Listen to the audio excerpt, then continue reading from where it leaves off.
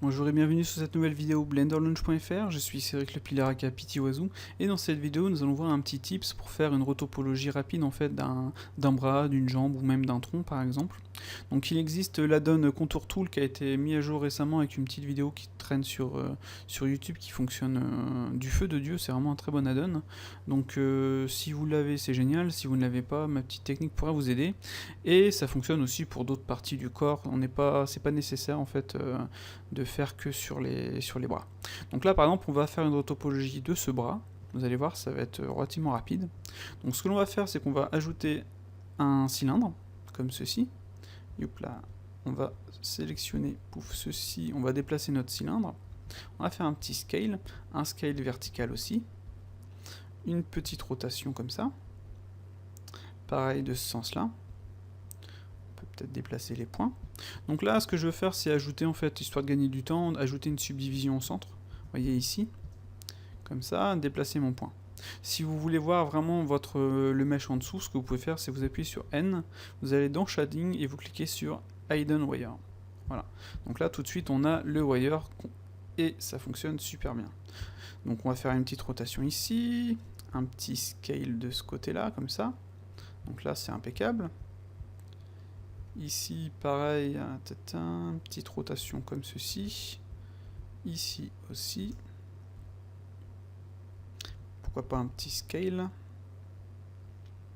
Voilà. Donc juste de placer rapidement ces points-ci, ça nous permettra par la suite d'avoir quelque chose de relativement correct. Donc ce qu'on va faire maintenant, c'est qu'on va ajouter des subdivisions. Donc on va faire plus ou alors avec la souris.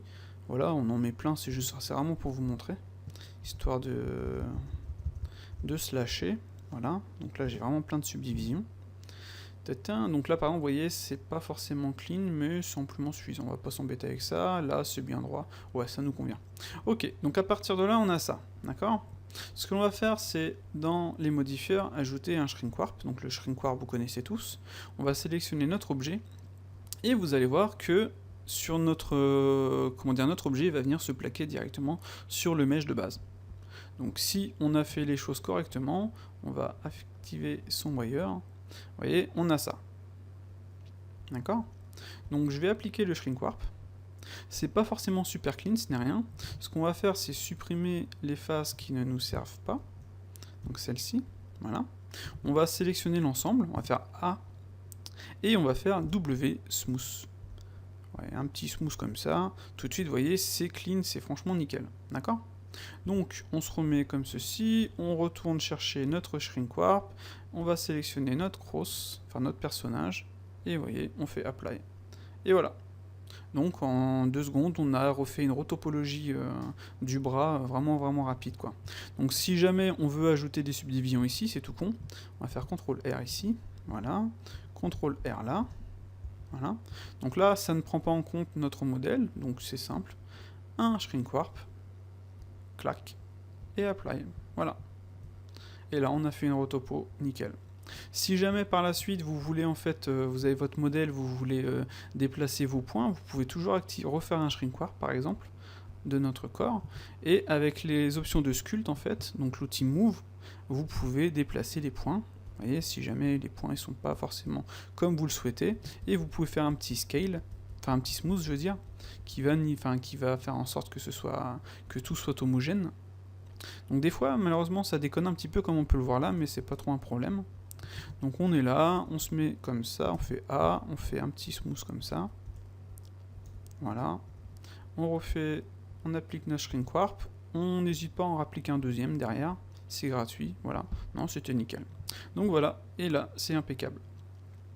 Donc maintenant, un petit truc plutôt sympa, c'est imaginez vous avez fait votre modèle en rotopo, il est bien subdivisé, etc. Et vous voulez récupérer, par exemple, si je fais ça, vous voulez récupérer tous les détails. Donc par exemple sur mon cross, si je retourne en itération 2, je vais avoir quelque chose de relativement clean. Vous voyez ? Voilà. Et sur votre sculpt vous voulez récupérer, vous voyez, les petits détails, etc., bah c'est simple, on va cacher cross, on va réactiver notre petit loulou, on va aller ajouter un multi-résolution, donc ça c'est quand vous allez faire votre sculpt, on va ajouter des subdivisions, voilà, donc là on va dire c'est ok. Ce qu'on va faire c'est ensuite ajouter un simple shrink warp, on va chercher notre cross, on attend 2 secondes, on l'applique, et on va désactiver notre wire, et voilà.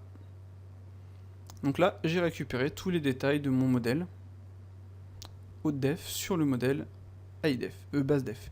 Donc si je sélectionne, vous voyez, on est bien sur mon modèle basse def, et j'ai bien mes subdivisions ici. Voilà. C'est impeccable et ça fonctionne du feu de Dieu. Donc voilà, on va s'arrêter pour cette petite vidéo, j'espère qu'elle vous aura plu et je vous dis à la prochaine pour la prochaine.